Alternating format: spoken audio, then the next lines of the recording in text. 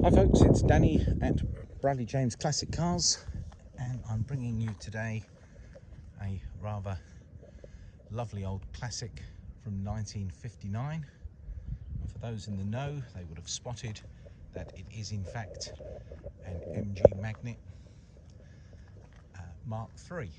So 1959 was the very first year that the Magnette turned into this shape. In fact, I still think you'll find there's 1959 Magnette ZBs on the road, so this is very much the new model and the changeover year. Now, the car itself presents very nicely, and clearly it's had a respray to be as in good shape as this. As I walk around the car, what you see on the camera is what I'm seeing, and it is in excellent bodily condition. Now, the chrome is also very good. There was a rosette inside for where it got third prize in a car contest, so I'm not sure what was first and second, and I don't know how many people entered, so don't read too much into that. But you can be assured that the car itself is mechanically sound. It drives extremely well. It's very clean under the engine bay. A little bit about the cars themselves. Now, I've got a soft spot for them. These are one of the cars that I love, so I've got a little bit of knowledge on these, and we have sold our unfair share of these Farina cars. We love them. We think they're quintessentially lovely British cars from the 50s and 60s, and thankfully there's still a few of them around, but I've got to tell you, not very many Mark III Magnettes around. In fact, I had a quick check and I couldn't see the registration of this car on the MG Magnette register, which is held with, I think it's the Austin Cambridge Owners Club. So this might be a find for them too, but it appears to be holding its original registration, which in itself is quite attractive. And I'm sad to say, personal registration buyers are buying classic cars just for those numbers. We hate the thought of the number plate being split up, considering it's likely to have been on there since 1959. So here it is, and it's actually quite an attractive number plate as well. I'm going to walk around the car slowly and give you an opportunity to look at the paintwork, which I'm going to have to ask you to take my word for it. It does present really nicely. So we're going to start at the Nearside rear panel. These doors look solid, these sills look solid. It's good colour everywhere. We've had a little bit of Sahara dust over the past day or two, but the car does gleam and shine when washed and polished, and it's pretty clean now. So excellent doors on the near side, that's drivers and passengers, as is the front wing. Super solid, excellent chrome around the front. This is where the MG is rather unique with that wonderful MG bonnet. They look a little different due to the nose cone on them, and these overriders and chunky bumpers. We've got some substantial door mirrors on there which do their job, and we've got these chrome down the side. The wheels are painted, the wheel trim and beauty rings are all in excellent condition, and it's some tyres on the back look newer than on the front. In fact, the ones on the front, if I look very closely, yeah, there's probably a bit of perishing to those, so maybe you might treat this car to some tyres at some stage. It does make a big difference to cars without power steering. I'm now at the front of the car. The bonnet and the front panel, excellent condition, as is the offside front wing and offside front door and rear door. And into the rear panel again. If I get down low, that's all looking rather good. Amazingly huge boot. And let's have a little look inside. They are the posh one, remember, so the differences with the MG is that you've got these wooden door cappings, and that actually door card is in remarkably good condition. Now, the seats are very original. Sadly, it looks as if there may have been someone smoking cigars in the front, because the leather shows its age and there is some cracking and stuff, but nothing obscene considering the age of the car. In fact, the passenger seat, as you would expect, is in better condition. It's only really this area of damage, and it's probably something a trimmer would make light work of. Let's have a look in the rear seats. They're in really good nick as well. You've got a pull down centre armrest, scrumptious leather and good carpet throughout. The headlining is pretty original looking. I mean, it's not mint, but it's by no means awful. And carpets in the back and door cards are in very good condition in here as well. And yeah, I think this car earned its third place very nicely at the car show. Let's go to one of the best parts of this car, which is of course behind the steering wheel. Now the earlier car had a more of a 1500, I think it was a 1489cc engine, rather than the later car, which they called the Mark IV, and that had the same B series BMC engine, which was fitted to a host of the Farina range. But the later car, the Mark IV, had the 1622, so it went a little better. But this car is rarer. You certainly will see a lot less Mark III Farinas than you will Mark IVs. In fact, in the Farina range, they're probably one of the least seen cars. They have a walnut veneer on this dashboard. You've got that Jaeger clock. You've got the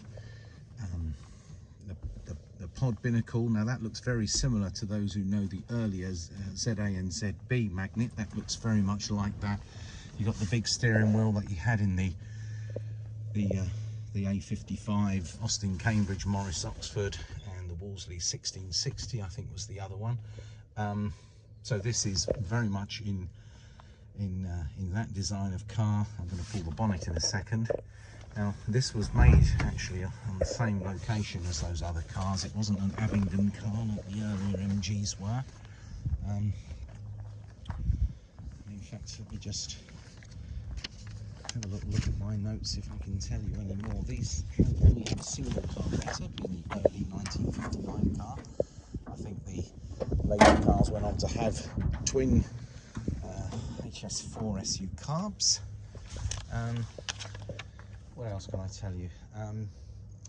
Yeah, it's actually the early car like this that's got sharper truncated fins.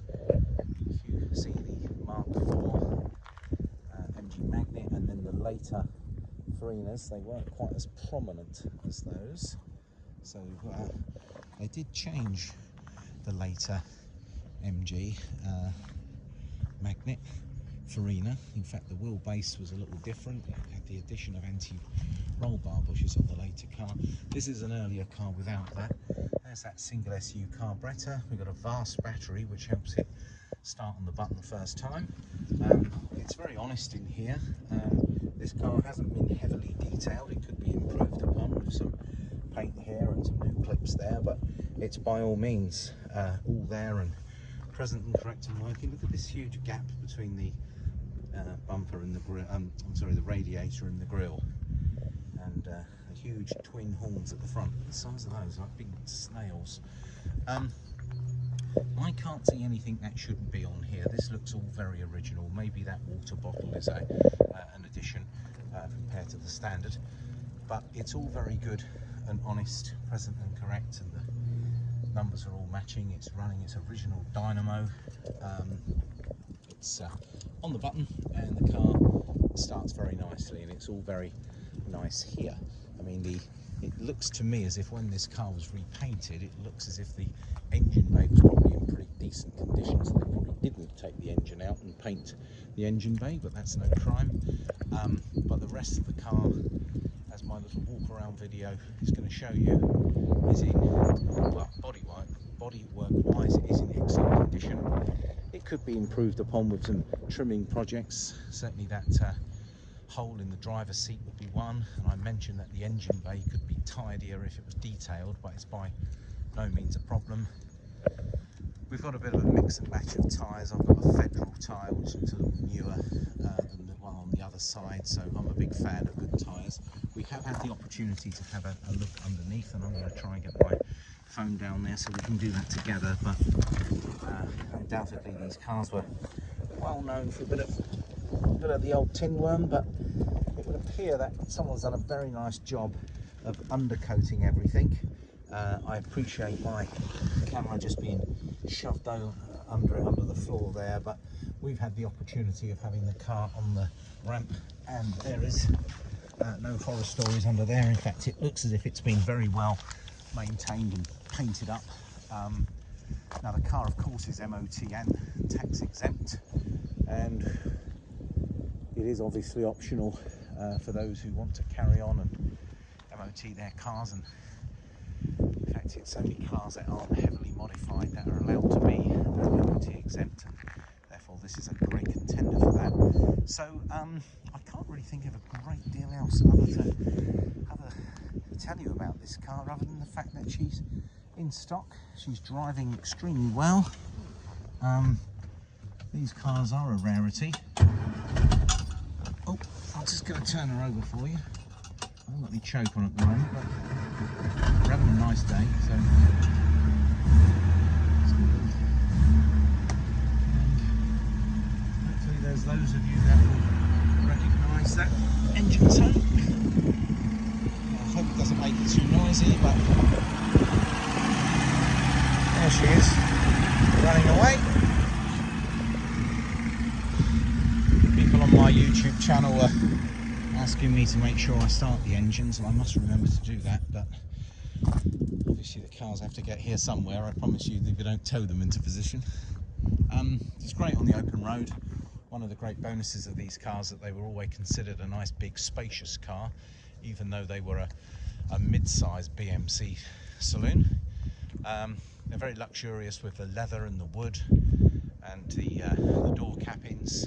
Very grand Italian pininfarina design, huge boots in the car, and I think mainly the rarity. I personally think the two-tone paint scheme really suits these cars. It makes them stand out, and I think having lovely chrome, all present and correct as it should be. There are one or two areas which, as I mentioned to you, could be improved, but there's nothing major. Certainly the important thing is a solid body, a car that's not structurally corroded, and something you can jump in and start to enjoy immediately and get down the classic car show. And I'd expect you to have some nice positive conversations with people that remember these old Magnets from back in the day. Well folks, it's Danny at Bradley James Classics signing out. Thank you for watching this video with me today. Over and out.